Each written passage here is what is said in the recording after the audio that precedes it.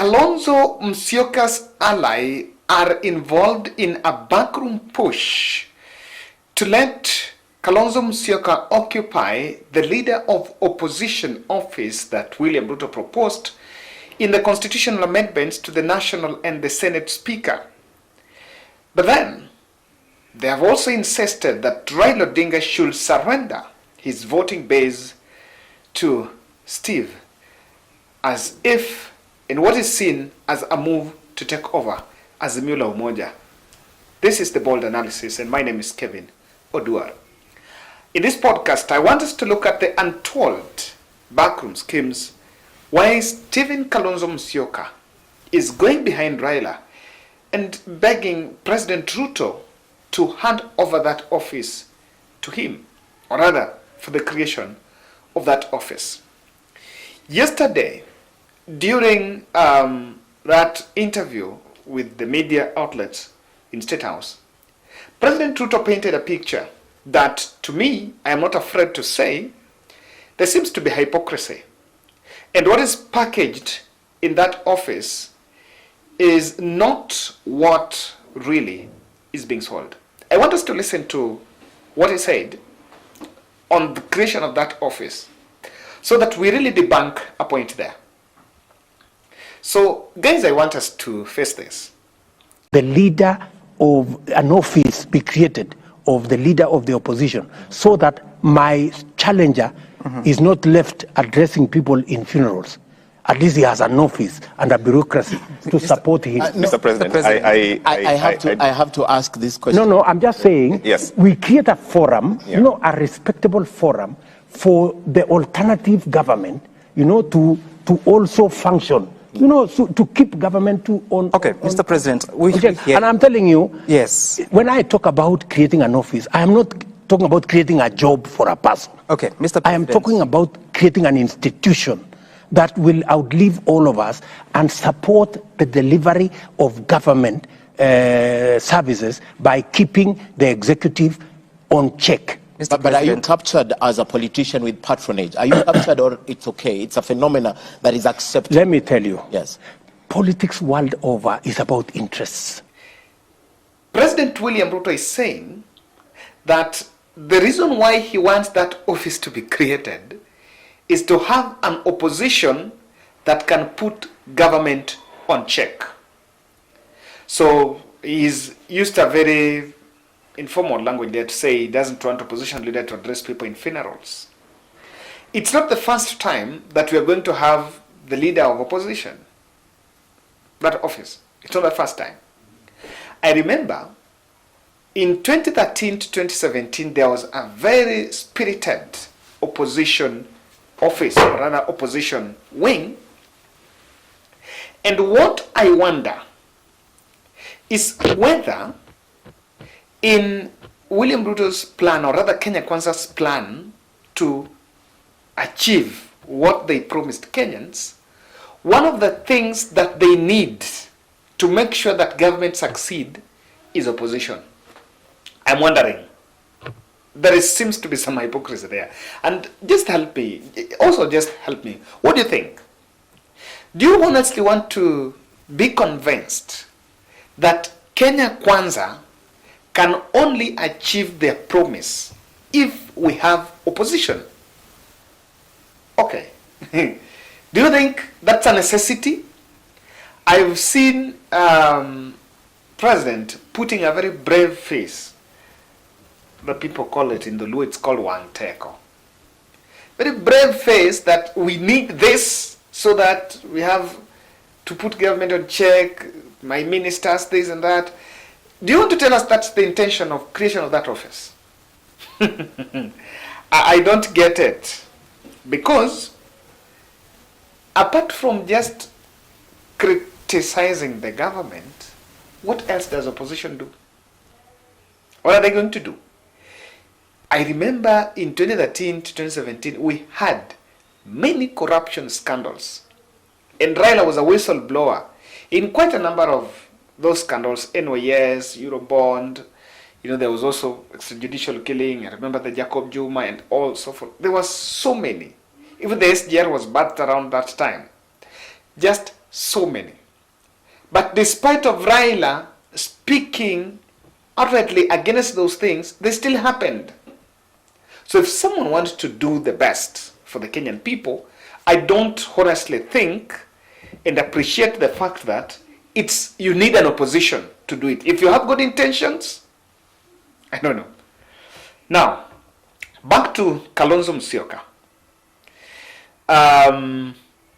The allies are asking Raila to step aside so that he can take leadership of the ship. If you ask me, I have seen the Wiper leader holding interviews. I think there was KTN, there was K24, TV47, all that. And he's a bit cagey on whether he's going to vie. So I was wondering, in fact today I was discussing with someone, I was wondering why? Why don't you just make a decision? If you are vying, you are vying. And this is what we've always insisted. Personally, I've said that it is Kalonzo Musyoka's time to start outright. But you are vying. Don't start saying, I'm yet to decide. Yes, Azimio leadership might decide, but if you've made a decision to vie, you've made it, and you have to live with that decision. So you must not now start meandering, piga kona hapa, stand firm with it. See that interview. So if you ask me, one thing that Stephen Kalonzo Musyoka advantage normally has is, due to his long-standing political career, Kalonzo is a big bargainer. Kalonzo is a bargainer, and he will always know how to bargain. On this one, if you ask me, the bargain is contentious post of the leader of opposition office. As things stand now, if that office to be created, then it's Raila and Martha Karua. That's it. If we follow all the natural laws, it's Raila and Martha Karua. If we follow the law. But if we go behind the scene and start doing ukarabati, then Kalonzo also needs to get a place. So if you ask me, all this discussion about I've not been called by Kenya Kwanza, this and that, I have a feeling that it's about that office. And his allies have said that they are coming out. They want him to take leadership of Azimio, which I am not changing my position. Azimio should be dead by yesterday. That's number one. Number two, Kalonzo Musyoka should be on the ballot. So, however, I just want to be very outright. There are three things that we must look at. And I wish someone close to Steve can share this video with him. I'll try better part of this week to talk to people. That would be our new approach. Talking to what Kenyans are saying about our different issues or different things. We are trying to get that. So, this is to Stephen Kalonzo Musyoka. Stop babysitting strategies. The candidate in Kenya Kwanza, not Kenya Kwanza, in UDA is William Samoei Ruto in 2027. So if you want to vie, you must take Ruto head on.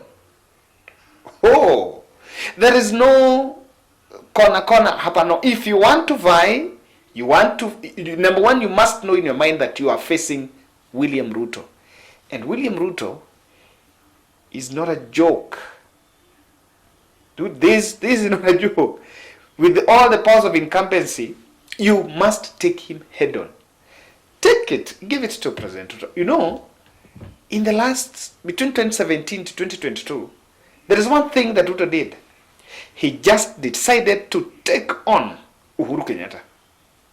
And at campaign trail, he was outwardly saying that his opponent is not Raila, is Uhuru Kenyatta. He knew very well that Uhuru Kenyatta and Raila was a big force. So what did he do?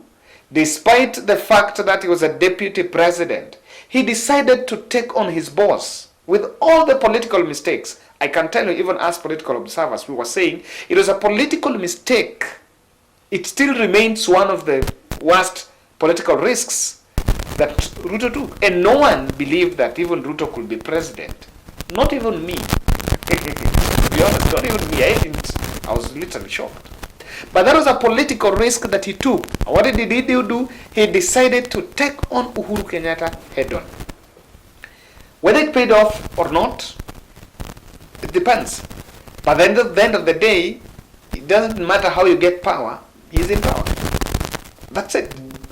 So to Kalonzo Musyoka, if you want to vie in 2027, your opponent is William Ruto. He is already campaigning.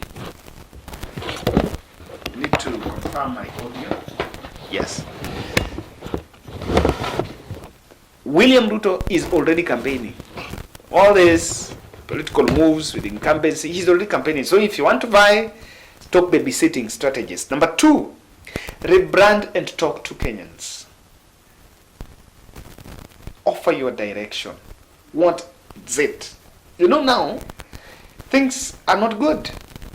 Yes, that's the truth. The Kenyan youth were promised heaven. It's not there. The reality here is not that Kenya Kwanza doesn't want to deliver them. No. The point here is what was promised are undeliverables. They cannot be delivered in time, and we're in the mode of wait and see. As we are in the mode of wait and see, Kenyans are being told this is the reality. That's being told this cannot be done now, this can be done now, we are trying to do this one, give us 6 months. So as Ruto gives his side of the story, what can you say? Offer the direction to your fans or your followers. But if you keep quiet and wait, Raila is going to say Kalonzo Tosha. Okay, Raila is saying Kalonzo Tosha is not enough. Even if he is to say it, it's not enough. You must give your option. And lastly, consolidate, integrate, and regroup. Regroup. Be it Wiper. Start. If it is Wiper, you're grouping under Wiper and Azimio and something. Even if you're regrouping civil societies, organizations, I think we should do some activity. Ruto really did a lot, guys. I have always said this. Ruto really did a lot. How many meetings did Ruto have? From 2020 when he decided he wanted to vie, leo akona church leaders, kesho akona youth, so the man did a lot of regrouping and consolidating.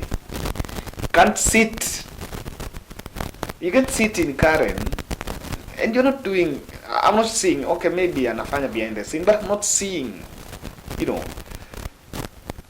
And if you want to face Ruto is a stalwart. So you should start making political moves if that be it. But on just going for that leader's office, it's not going to be enough. Ruto is your candidate.